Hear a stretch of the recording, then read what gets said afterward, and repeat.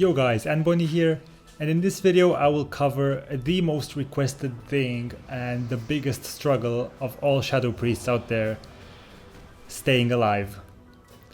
And I will be talking specifically about staying alive in a 1v1 situation. I mean, it does apply to, 1v2s and everything else, but it does not apply to Arena. I mean, it does apply to Arena in some sense, but in Arena you generally have a healer behind your back, just healing you up. And yeah, I mean, you should talk to your healer and he's gonna say when you're gonna die, and when you're gonna die, you're not gonna die because you're gonna disperse and you're gonna die afterwards. But anyway, let's talk about surviving in a 1v1 situation. Now, as a disclaimer, I guess, I'm not gonna, give you any breakthrough or like things that you didn't know, any incredible tips that you might have missed. It's generally just stuff that you should know, even regardless of playing Shadow Priest or anything else. So again, I'm not gonna be talking about, trying to trick your opponent into like cheating like I did in my World PvP movie, which you can check over here.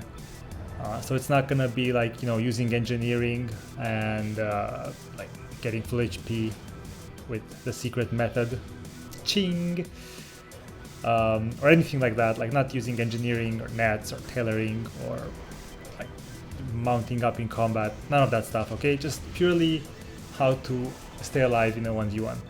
Alright, let's get started.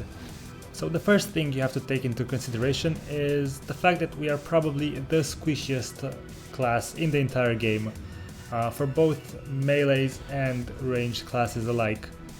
Our armor given by our shadow form is just laughable. We have to get out of shadow form to heal, and our heals are pretty bad as well. And overall we're just pretty damn squishy. Now generally the way you actually kill people is you always wait for 5 orbs. I mean, in theory, okay? You wait for 5 orbs and then you dump all of your damage, do as much damage as you can, with a Horrify, into Mind Blast, into a Devouring Plague, into, whatever rockets you may have, Shadow Fiend, Unused Trinket, and do as much damage as you possibly can. And you're probably not gonna kill your target right there, but if you can do that, let's say 2 or 3 times in a duel, then your target is pretty much dead. Generally speaking. The question is, how do you get to have, 15 orbs in a single duel without dying? And that's the tricky part. So basically what you need to be always thinking of is to try to avoid as much damage as possible, especially enemy cooldowns. For instance, you see Shaman in this case popping Ascendance. You want to Spectral Guise and wait the full Spectral Guise, like don't break out of stealth if you can. Wait the full Spectral Guise while running, into line of sight, etc. You have to play that way, like you literally have to play that way. Some people might call you like cowardly for running away, but I mean, it's stupid to stay there and take all the damage. So yeah, always 100% whenever they pop cooldowns, you want to either fear them, or fear into Spectral Guise, into line of sight, into a horror, into a silence. Just avoid them like the plague. Just do not look at them, do not go into their line of sight. If you're not playing with line of sight, then your best friend is Spectral Guise and fear and horror, I guess, or silence if they're a caster. But that's that's kind of the most important tip I could give you. Try to avoid as much damage as possible. And kind of in the same situation, in the same under the same category falls the idea of mitigating and using your defensive cooldowns at the right times. And the best example I can think of right now is dispersion. And you want to let's say you're fighting a rogue and he's playing with death from above. Usually, like 99% of the cases, you will want to not Spectral Guise, but rather disperse the death from above. Like it's pretty easy to do that because you see the rogue flying up in the air and then coming down and taking half your HP away. So always disperse that, unless you're full HP with a shield with a fade on you, then you obviously won't disperse that. Or if you see a rogue vanishing, you might want to disperse, like in anticipation of his in Venom, if his assassination, you get they get a cold Cold Blood and the Vendetta effect, kind of. Like they get 5 combo points and the next finishing move is a guaranteed crit. So you want to disperse that one. The idea is, you know, just disperse like big damage as it comes towards you. But be careful, don't disperse, for instance, a Chaos Bolt while it's flying, because you're gonna take the full damage anyway. With projectiles, this is how it works. If the projectile is in the air and you disperse while the projectile is in the air, it will still take the full damage. So yeah, you might want to disperse while they are still casting it. The next tip I'm going to talk about is to chain small cooldowns, and I already have, like everything I've been telling you so far is kind of exactly that. But basically whenever they're popping cooldowns, or like whenever you're not offensive and pumping damage, you want to chain small cooldowns, like let's say Fade. Well, Fade is a completely different story, because you can kind of spam Fade in a sense. It's a pretty small cooldown, but you don't want to waste it really. Like you want to use Fade when you know above average damage is coming. So don't just use it just to use it, just to throw it there.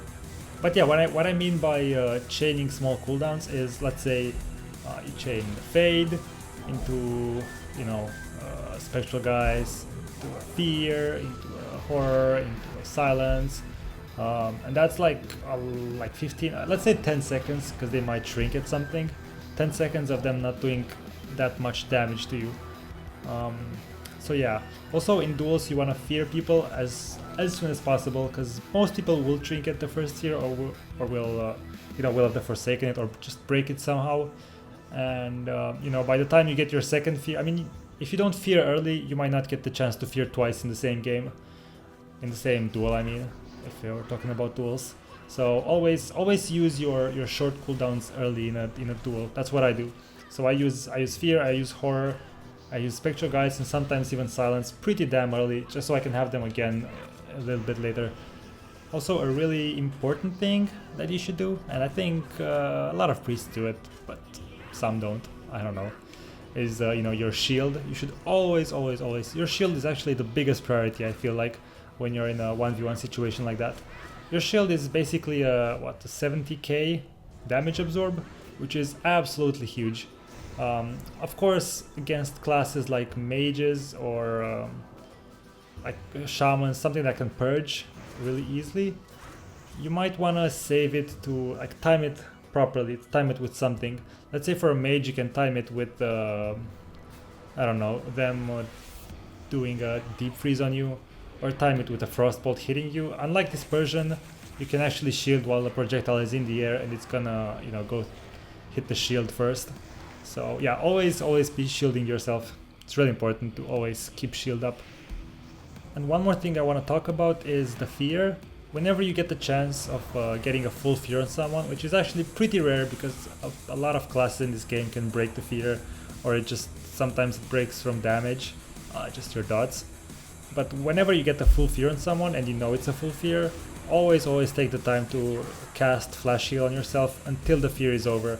And at the very end of the fear, you wanna maybe cast a Vampiric Touch or Shadow Word Pain or a Mind Blast, just to keep them in combat if they're a rogue, or just make sure you don't Mind Blast them in a fear, unless it is at the very end of the fear, because you always wanna take that time to Flash Heal yourself. Oh, and one last thing, and this is about Devouring Plague. Generally, you don't wanna Devouring Plague someone when you're at full HP. Because the healing part of Devouring Plague shouldn't be neglected. It's actually a pretty decent heal. It heals for more than 2 flash heals on Devouring Plague. So you definitely want to keep that in mind. And a lot of times actually, Devouring Plague, the Devouring Plague heal has saved my life and won me duels. So definitely think about that as well. Whenever I Devouring Plague someone, I actually think a little bit more about the healing I get than the damage I do, because Mind Blast and even Mind Spike procs do more damage, or probably not more, but about the same. Depends if whatever crits. So that's pretty much everything I wanted to say. I know I told you there's nothing, no new amazing revelation, it's just basic stuff. But the most important thing to take away is always try to avoid damage.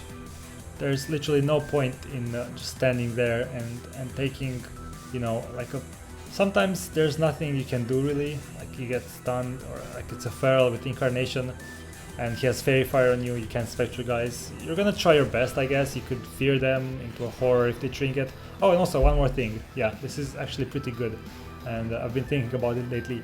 If you're in a duel, let's say with a feral, and he pops incarnation and he didn't trinket yet, always, like if you want to get someone's trinket off, always horror first, and then fear, because you know fear lasts a little bit longer, and that's literally it. And you can run away probably, hopefully. So if you want to bait someone's trinket, usually it's a really good idea to do it with the horror and not with the fear itself. And that's my phone. I'm sorry about that, but that's literally everything I wanted to say in this video.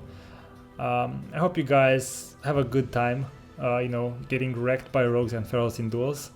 I might do a guide to beating rogues actually. I don't want to promise anything because I know it's gonna be extremely hard for me to actually win against a good rogue. But even if I lose every single game, I still want to make a guide to rogues. So I'm in the process of looking for a nice rogue who's willing to help me with the guide. So if you guys know anyone on either Horde or Alliance, just point them my way. Alright, well thanks a lot for watching guys, and I'll catch you in the next video. See ya!